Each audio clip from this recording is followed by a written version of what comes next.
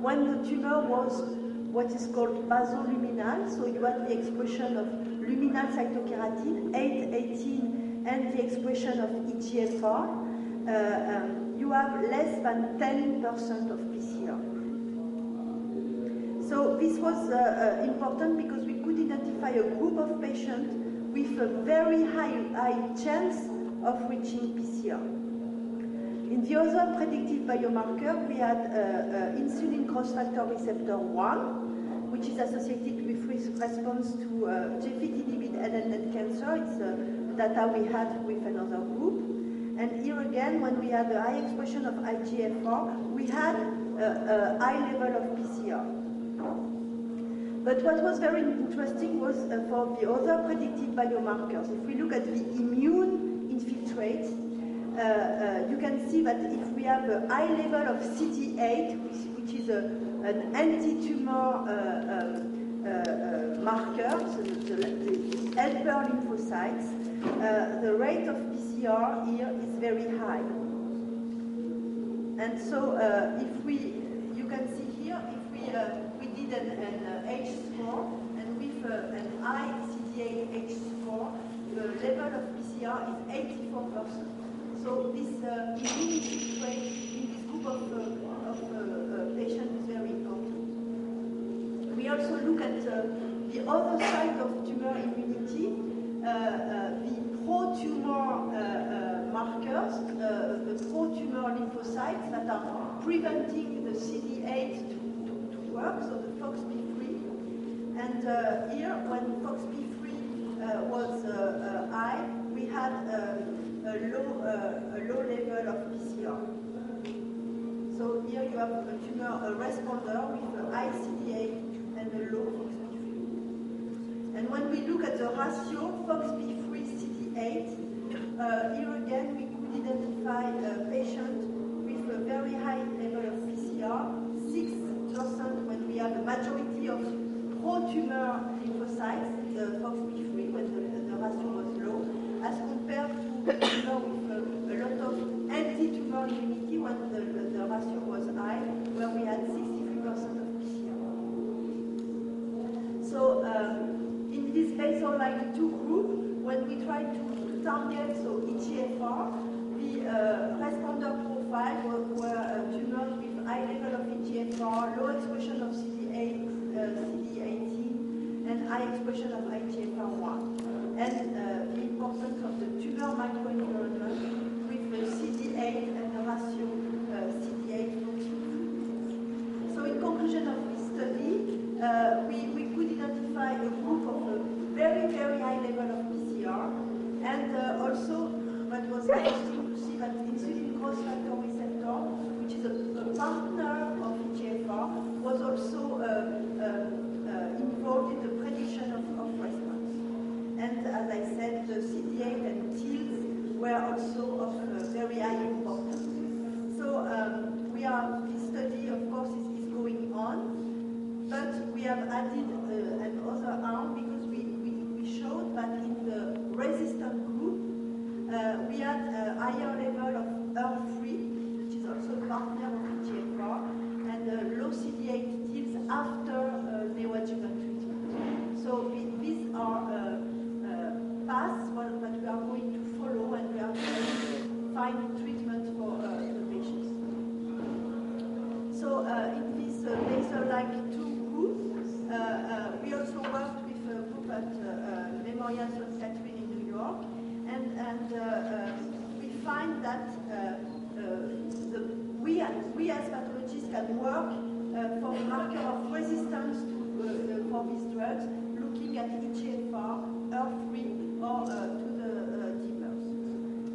Another group in the Lehman classification with 2 types is the mesenchymal and stem cell-like group. So it's around 10% of the triple-negative tumors, and they have an overexpression of the TGF-beta pathway and also of the epithelio mesenchymal genes. So that's why in this group we find a lot of metaplastic carcinoma. And we also find in this group the Claudine law subtype, which is here. Both tumors have also an important lymphocytic infiltrate, and they express genes that are very close to the stem cell. So this is what is found in terms of gene expression in this pathway. So we have immunity gene, cell motility gene, and stem cell and EMT. The problem with those tumors is that they are less proliferative than the basal line. So the chemotherapy probably will work not so well. So we need to find targeted treatment. So for us, pathologists, how to recognize the mesenchymal and the mesenchymal stem cell line?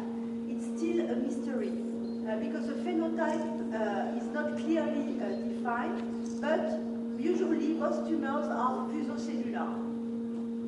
So it's important because we can try to at least to find the fusocellular tumor.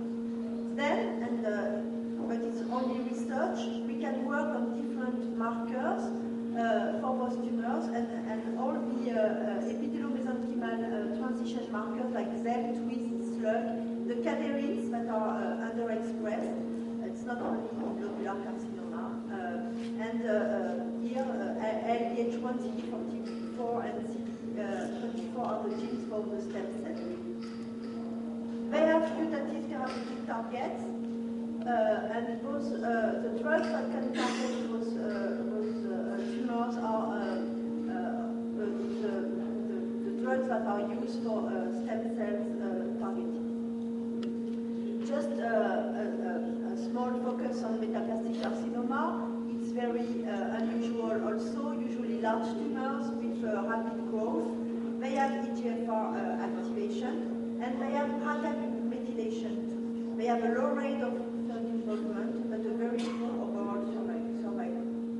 Then a very interesting group, the LAR group, so it's the luminal androgen receptor group, which is here in green. So in this group, they express luminal cytokeratin and FOXA1. So they have expression of luminal genes in the basal, in this triple negative group, and they express the androgen receptor and the genes linked to the androgen receptor. So this is the group where you have the strongest expression of androgen receptor. And now we have clinical trials where we do androgen receptor immunohistochemistry detection for the selection of patients to receive anti-androgen treatment. And, oh sorry, it's in French, I'm sorry, I forgot to translate this slide, but this group is very close to the molecular apocrine group from the Farber classification I showed you at the beginning. So apocrine carcinoma, they are usually ER and PR negative, but some of them can be ER and PR positive. They are androgen receptor positive, and you can find those apocrine cells already in cyst and in carcinoma. So how to recognize this entity in pathology? Well, we all know that it's pink, the big pink cells. So we need to beware of those apocrine traits. Beware of tubes because they have luminal differentiation. They could be very well differentiated in terms of architecture. And we can perform androgen receptor, but only in clinical trials. Today it's not routinely prescribed, and the positivity level is when we have more than 10% of cells. Then the last one is the immunomodulatory type, the immunomodulator. It's also 15 to 20% of triple-negative breast cancer. And here you can see that they express cytokines, immunes, complements, so all the things that are involved in immunity, chemokines, and antigen presentation genes. Sorry, that shouldn't be here, I'm sorry. Then in this group, we can identify tumor-infiltrating lymphocytes. And we know that this tumor-infiltrating lymphocyte is very important for triple negative, and it has been proposed in different congress to add the tumor-infiltrating lymphocyte count to the pathology report for triple negative breast cancer. The high TILs is not frequent for triple negative breast cancer. It's 10 to 15% of triple negative breast cancer. But when they have this very high TILs infiltration, the prognosis is really better. So it has been proposed, and we will see in the future if it's going, but it has been proposed to be added to the definition of TNBCs for the prognosis. So we have now many papers showing that when we have a strong immune infiltrate, it's associated to better treatment response and to better prognosis for triple negative breast cancer, which is probably not the case for the other type of tumors. So we need simple and robust tests, and as pathologists, we can do and we can look at TILs, and I participate to a paper that was in Annals of Oncology last year, where we gave guidelines for the evaluation of TILs, and really the high TILs is when you have more than 50% of stromal area with lymphocytes.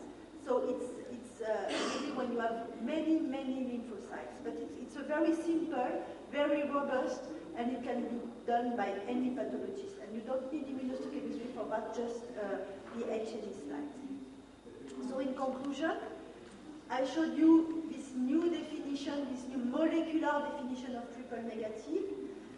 This has a clinical impact because here in this study of patients receiving neoadjuvant treatment, you can see that in the basal like one, with classical chemotherapy neoadjuvant, you have 50% of PCR, and you have 0% of PCR for the basal like 2, but you also have important level of PCR for the immunomodularity.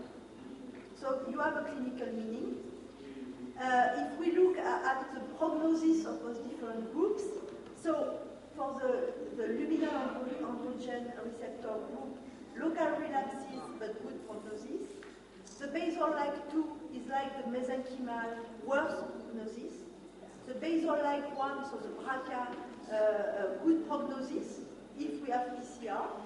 For the mesenchymal stem cell and the immunomodulary, it's intermediate prognosis. So here, classical chemotherapy is not enough. We need to find specific targets. So we have now this kind of cake with inhibiting the basal, in green the immune, in white the androgen, and in gray the mesenchymal. So you see that still in the triple negative, the majority are basal like 1 or 2 group. And the major axis for treatment option DNA damage drugs, anti-androgens, multi-target for basal like 2 and mesenchymal, and targeting the immune microenvironment for the immunomodularity. Thank you very much.